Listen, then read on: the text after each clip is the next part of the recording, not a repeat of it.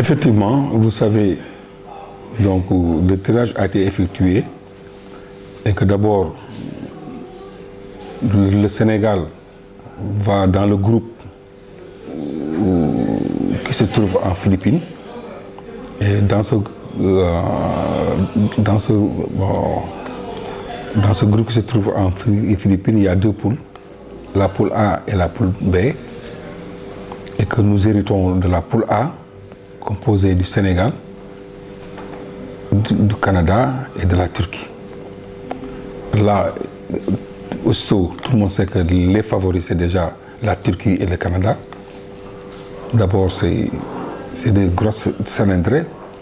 La Turquie qui est en train de revenir vraiment sur le basketball mondial, qui est en train de faire de belles choses. Le Canada, qui est un pays de basket, qui a presque la majeure partie de ses joueurs qui jouent à NBA. Donc, vous voyez, et le Sénégal, bien que le Sénégal est en train de revenir avec sa belle prestation durant le championnat du monde, et peut-être ce que nous avons fait durant le championnat d'Afrique, mais le Sénégal aussi va se situer en position d'outside. Donc, pour vous dire que c'est une poule qui est très relevée. Et de l'autre côté, vous avez, toujours dans le groupe qui se trouve de l'autre côté, vous avez la France, la Nouvelle-Zélande et les Philippines. Là aussi, France et Philippines favoris. Nouvelle-Zélande. Pourquoi je parle de l'autre côté? Parce que pour se qualifier déjà, il faut déjà se qualifier dans notre poule pour pouvoir affronter les deux meilleures équipes de l'autre poule en demi-finale croisée. Et les deux meilleures poules, certainement, c'est la France et les Philippines. Donc voilà donc pour vous dire que donc nous allons vers un tournoi qui est très élevé à notre niveau, mais je dis toujours que quand nous partons, il faut aller dans l'esprit d'aller compétir, de faire de très bons matchs. Je pense que c'est cet esprit-là qui doit nous animer. C'est dans cet esprit-là qu'on doit aller dans ce genre de compétition, parce que nous avons des valeurs réelles que nous pouvons démontrer. Il faut saisir notre chance. Notre chance, c'est de croire à notre possibilité et d'aller dans ce genre de compétition avec l'esprit de compétiteur. Et vous savez, la chance, on peut dire que même elle peut être minime. Mais nous avons toujours une chance qu'il faut saisir. Mais moi, je dis que chance, c'est vrai. Mais il faut, à côté de cette chance, montrer, comme je l'ai dit, aller dans la conviction d'aller compétir. Dans la conviction d'être compétiteur. Je dis très souvent, il ne faut pas y aller et dire que non, nous avons notre chance, il faut aller saisir notre chance comme ça. Et dans la tête, on n'a pas ça. Ce qu'il faut avoir dans la tête, c'est dire que nous savons jouer au basket, nous avons démontré à la face du monde que nous savons jouer au basket, nous allons pour jouer notre basket et rivaliser avec ces équipes qui sont certes favorites, mais je dis que le favori, c'est sur le terrain qu'il faudrait le démontrer. Et je pense que si nous allons avec cet état d'esprit-là, on peut rivaliser avec n'importe quelle équipe. Pourquoi pas, à l'image de la Coupe du Monde.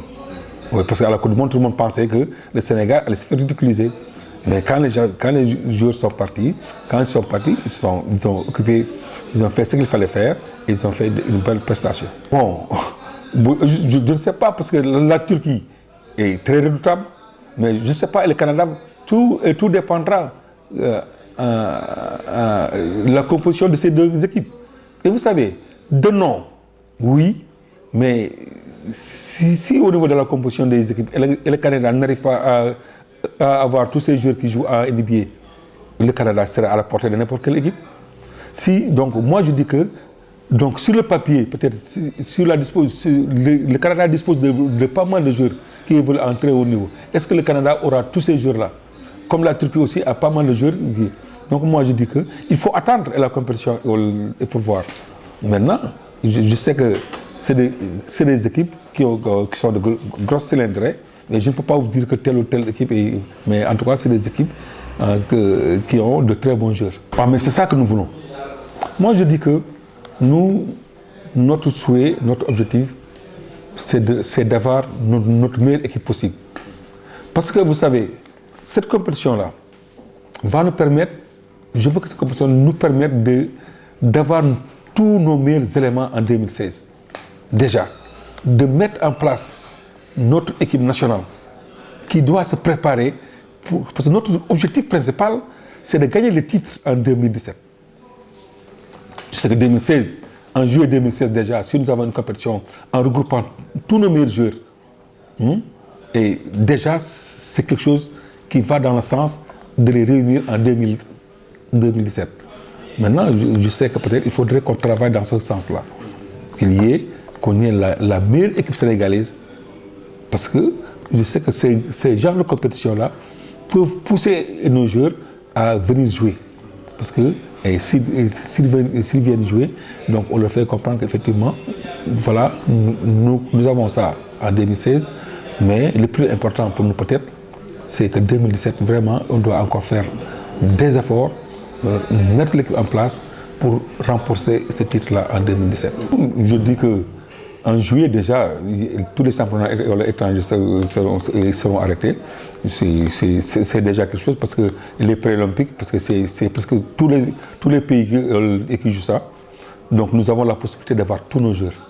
Donc maintenant, il suffit maintenant de mettre en place un programme déjà que nous avons entamé. Le processus est déjà lancé. Déjà dans un premier temps, c'est pour peut-être répondre à votre question, cette question que vous avez dit. Le premier temps, c'est déjà, il faut mettre en place l'encadrement technique de nos équipes nationales. Et là, il faut le faire.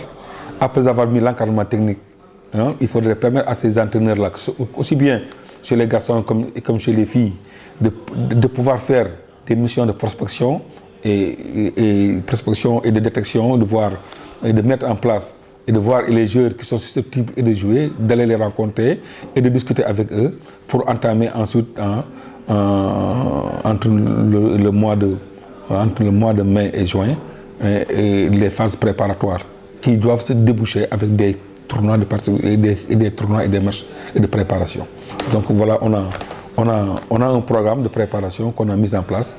Et je pense que maintenant, la première phase, le premier acte, c'est d'abord, comme je l'ai dit, c'est la mise en place de l'encadrement technique et nous sommes en train de travailler et là-dessus. Non, et pas encore, parce que c'est un processus, on ne peut pas donner de nom, parce que là, c'est déjà un processus qu'on a entamé de faire, parce qu'avant de dégager le nom, il faudrait déjà qu'on discute maintenant avec les concernés, les entraîneurs concernés. Hein? Non, on n'a pas encore commencé à discuter avec les entraîneurs concernés. On a encore commencé à travailler sur la façon, la forme, comment prendre les entraîneurs là. Parce que vous savez, et les entraîneurs de ce genre, c'est l'État qui les prend en charge. Maintenant, sous quelle forme l'État va les prendre en charge? Il faudrait que la fédération et les ministères discutent de ça et arrêtent quelque chose et voir maintenant sur l'objectif que nous nous sommes fixés et qu'on s'arrête sur ça, avec ça. Maintenant, une fois que cela fait, on va voir le profil de l'entraîneur qui répondrait à ce que nous sommes fixés et comme objectif. Et ça, il ne s'agit pas de demander des candidatures. Non. Nous, de notre côté, on va essayer de voir, de contacter par des contacts, par des entraîneurs. On va essayer de leur parler, de discuter avec eux sur comment nous voulons travailler avec ces entraîneurs-là, sous quelle forme nous voulons travailler avec ces entraîneurs-là, et l'objectif qui sera fixé. Et s'ils tombent d'accord, à ce moment-là, on pourra donner des noms. On passera à revoir ça sur le banc. Mais pourquoi pas? Pourquoi pas? Ce sera un Sénégal ou un étranger? Je dis que moi, de préférence, ça, je l'ai dit, ça c'est moi. De préférence, si on a la possibilité d'avoir un Sénégalais pour nos entraîneurs, il faut mettre les Sénégalais. Si nous tombons d'accord avec les Sénégalais, il faut mettre les Sénégalais. Pourquoi vous choisissez? Pourquoi vous préférez les Sénégalais? Moi, je pense que peut-être avec le travail qu'on doit accomplir, avec, comment dirais-je, nous pensons, avec, la connaissance du basketball sénégalais, l'échange, la communication, tout ça, il est beaucoup plus préférable que ce soit un Sénégalais qui le fait bien. Mais cela ne veut pas dire qu'un étranger ne peut pas être... Parce que si on peut trouver un étranger aussi qui peut répondre aux critères et qui peut aller vraiment échanger avec le dialogue, dialoguer avec les jeunes, échanger et tout ça. Donc moi je dis que, donc, préférence pourquoi? C'est parce que peut-être, je pense que peut-être avec les Sénégalais, peut-être il y aura facilité de communication, facilité de dialoguer, il connaît la réalité du basket, il nous connaît très bien, il connaît ce que le Sénégal a, ce que les moyens dont nous disposons, tout ça, peut-être le Sénégalais peut nous comprendre. Alors que l'étranger, peut-être, il ne peut pas nous comprendre à ce niveau. Donc, c'est ça que je dis. Maintenant, donc, nous sommes en train de voir. Mais on peut avoir un Sénégalais comme on peut avoir un... Niveau des filles aussi, ce sera pareil. Moi, quand je dis l'encadrement de nos équipes nationales... Il faut nous fixer un délai précis. D'ici 1 ou 2 mois, on peut avoir les noms des équipes de sélection. Mais pourquoi l'urgence? On n'est pas encore dans l'urgence, rassurez-vous. Mais juillet, c'est dans 5 mois. Waouh, mais et le travail démarquant? Bon, c'est à vous de le dire. Voilà, moi je vous ai dit déjà que la phase préparatoire démarre, on a 45 jours ou bien 1 mois de préparation avant. Ça peut démarrer au mois de juin. Voilà, ou bien entre mi-mai, juin. C'est le travail de l'entraîneur qui commence à cette période-là. Mais j'ai encore dit que j'aurai encore 1 mois. Je prends le mois entre avril-mai. Avril-mai pour prendre l'entraîneur, pour de faire des détections, aller de ces missions et tout ça. Donc, mais moi je dis que, mais ce qui est sûr, avant début mars, on aura le nom des entraîneurs. Oui. Donc moi je veux même, est-ce que ça, on l'aura pas au courant du mois de février? Parce qu'on a entamé le processus, mais je ne peux pas donner des dates que je ne maîtrise pas. Il faut dire que, parce que c'est pas... Wow, c'est un processus qu'il faut discuter discuter et par là. Si je maîtrise tout, mais il n'y a pas de problème. Avant début mars, c'est sûr que l'entraîneur ira, parce que il est prévu pour que les entraîneurs puissent aller vraiment rencontrer les joueurs, faire des missions de détection ici et là. Ils auront peut-être tout le mois de mars, avril à le faire. Et maintenant, se projeter maintenant sur le mois de mai, juin, et chez les filles ont même mai, juin et même juillet. Parce que les Jeux Olympiques, c'est fin juillet, bien quelque chose comme ça. Mais tu sais que dans ce genre de tournoi, avant d'y aller, il faut avoir des matchs de préparation. Nous sommes en train de réfléchir maintenant. Ce qui pose problème, c'est peut-être nous pouvons réfléchir pour le moment, mais il appartiendra aux entraîneurs vraiment de dire que, une fois, parce que les entraîneurs, quand ils vont discuter avec nous aussi, certainement ils vont dire que moi j'accepte, c'est voilà les conditions, il me faut ça, il me faut des matchs de préparation, tout ça. Il faudrait qu'on le propose, que voilà ce que nous pouvons, mais on peut avoir des matchs de préparation. Ah oui, il faut, parce que là, vous voyez, en allant au championnat d'Afrique, on a eu 3 matchs à Dakar et 2 matchs, on a eu 5 matchs de préparation. Moi je dis que si aujourd'hui, en allant au pré-olympique, on arrive à avoir 5 bons matchs, donc c'est bon. Mais je dis que c'est des matchs de préparation qu'il faudrait avoir, soit participer à des tournois, et c'est très possible. Si nous pouvons participer à 2 tournois, chaque tournoi tu as 2 ou 3 matchs, ce serait merveilleux. Donc nous sommes en train de réfléchir sur ça. C'est possible. C'est possible. Pourquoi pas? Je vous donne l'exemple. Au niveau du continent, nous avons la possibilité, si vraiment, il y a 4 pays qui sont intéressés. Donc, le Nigeria qui est déjà qualifié et pour les Olympiques, qui peut être intéressé par un tournoi, l'Angola, le Sénégal et la Tunisie. Ces 4 équipes peuvent faire un tournoi au niveau du continent. Et ce serait une très bonne chose pour la préparation, oui. Par exemple, nous sommes en train de réfléchir sur ça.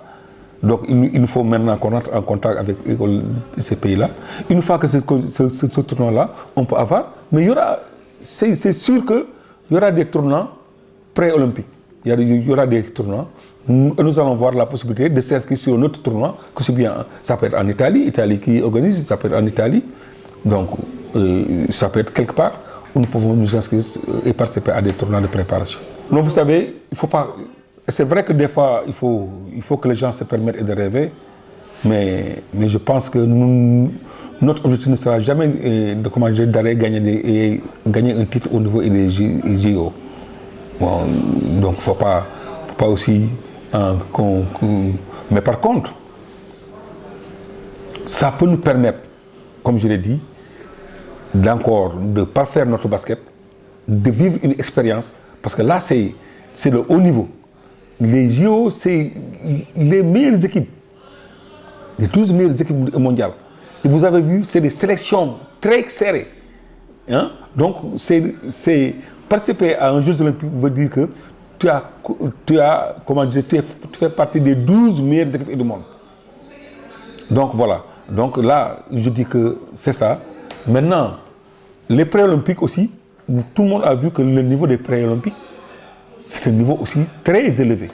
Moi, je pense que si nous participons à ce genre de tournoi, nous participons au pré-olympique là, et nous faisons une bonne participation, et que nous arrivons à mettre en place une équipe vraiment, et qui va commencer par ce genre de compétition là, et que le travail continue, nous pouvons prétendre. Parce que notre objectif, c'est de pouvoir, chez les garçons, de pouvoir gagner le championnat d'Afrique. Mais il faut se préparer et on peut passer par cette étape-là. Je dis que c'est l'occasion. Parce que 2016 peut être pour nous l'occasion de bâtir une équipe solide qui va nous amener en 2017. Et même continuer avec cette équipe-là jusqu'en 2019 pour le prochain championnat du monde. Maintenant, une équipe, ça se forme, ça se fait dans le tas. Nous avons déjà, nous avons vu ce que nous avons constaté au niveau du dernier championnat d'Afrique. On a vu que l'équipe, il y avait un manquement. Si l'équipe se permettait de jouer avec 5 ou 6, on n'avait pas une équipe. Il faudrait qu'on comble ça, qu'on ait une équipe compétitive, qu'on ait 12 éléments qui vont jouer. Mais il faut mettre ça en place. Notre objectif, c'est de passer par les JO, mettre une équipe qui sera compétitive, qui va aller à 2017, qui va jouer, compétir. On va voir il y aura 5 éléments qui vont, 6 éléments qui vont jouer et les autres vont rester sur le banc. Il faut une équipe, au sens large de l'équipe, il y aura au moins une équipe très compétitive. Ce sera pareil. C'est pareil. On est en train de travailler. Maintenant, chez les filles, c'est beaucoup plus facile. Parce que chez les filles, déjà, les filles sont déjà qualifiées. Et c'est vrai que chez les filles, tout le monde veut même. Nous avons même eu des invitations pour participer à des tournois. Donc voilà, chez les filles. Donc là, il faut faire une préparation uniquement pour aller aux Jeux olympiques. Donc je sais que il faut ça. Mais aussi, chez les filles aussi, tout le monde sait qu'aussi, il faudrait travailler dans le sens de renouvellement et de l'équipe. Donc, je pense que l'entraîneur aussi, qui sera choisi, aura comme objectif déjà de préparer l'équipe en 2017 pour conserver le titre et vraiment d'aller maintenant se qualifier en 2019 pour le champion du monde. Et là aussi, il faudrait que nos filles reviennent avec vraiment des équipes vraiment très fortes qui peuvent compétir maintenant sur le plan mondial. Donc maintenant, ça, c'est des étapes qu'il faudrait aller mollo. Moi, je dis que tout le monde a vu que l'équipe a été guidée, mais il y a certains secteurs, certains comportements qu'il faudrait encore retoucher. L'entraîneur qui sera vraiment désigné, on discutera avec l'entraîneur. Je sais que ça va faire partie de ses objectifs. Ce n'est pas d'aller gagner les Jeux olympiques, c'est pareil. Il faut utiliser les Jeux olympiques pour rebâtir une équipe qui sera capable d'évoluer jusqu'en 2019. Voilà. Qui dit préparation tout forcément moyen. Est-ce que vous avez déjà fait un pas par rapport à ça? Oui, il faut les moyens d'abord. Les moyens, je dis que c'est les moyens humains. Que j'ai dit, les moyens humains, la reconstruction de nos équipes, ça, il faudrait le faire. La mise en place des entraîneurs, ça, c'est des moyens. Mais les moyens, très souvent, c'est des moyens financiers. Là, vous voyez, c'est coûteux. Mais nous allons faire des fiches techniques par rapport à ça, à soumettre au ministère, parce que vous savez, c'est l'État, c'est compétition internationale, c'est l'État qui prend en charge les équipes nationales. Donc on va discuter avec les ministères une fois que le programme de préparation a été ficelé et arrêté. On peut discuter déjà sur les grandes lignes, comme nous sommes en train de le faire, sur les grandes lignes, que savoir qu'il y aura une préparation et le coût de la préparation qu'on peut estimer. Il y aura une participation à ces tournois, le coût des participations à ces tournois qui sera, il y aura un projet de budget sur qu'on va se mettre au ministère et que peut-être après discussion, le ministère va adopter et va voir ce que l'État sénégalais peut faire par rapport à ça. C'est comme ça que nous allons travailler. Il y a l'autre aspect maintenant, c'est la prise en charge, comme je l'ai dit, et des entraîneurs. Là aussi, ça a un coût qu'il faut discuter et voir vraiment sous quelle forme, je l'ai dit, sous quelle forme on peut discuter avec les entraîneurs. Ce que nous proposons et ce que l'État dit que moi je peux faire ça, c'est en fonction de ça peut-être que nous pourrons vraiment dire aux entraîneurs, voilà les propositions, nous voulons ça, mais l'État sénégalais peut faire ça et ça et ça. Et si les gens l'acceptent, on va travailler dans ces conditions-là. Mais ce qui est sûr, il faut des moyens. Ne serait-ce que, vous voyez, il faut aller en Philippines. Le voyage. Le voyage, là, ça demande beaucoup de moyens. Par exemple, est-ce que dans ce cas, vous sollicitez l'avion mais ça c'est pas moi. Ça, c'est pas moi. Ça, comme je l'ai dit, c'est le ministère qui gère ça. Si les gens l'ont fait, ils l'ont toujours géré. Le ministère. Vous, la direction technique, vous sollicitez. Non, ce n'est pas la direction technique qui sollicite. Nous, on dit que nous voulons aller jouer là-bas. Maintenant, c'est l'État, c'est le ministère qui dégage des moyens de notre temps. C'est le ministère qui va donner les moyens. Mais si, bon, je ne sais pas. Bon, voilà donc. C'est bon. C'est bon. Merci beaucoup. Ouais, merci beaucoup, oui. Chers internautes. Nous remercions M. le DED, comment dire, Maguette Diop. Oui, je vous remercie moi-même.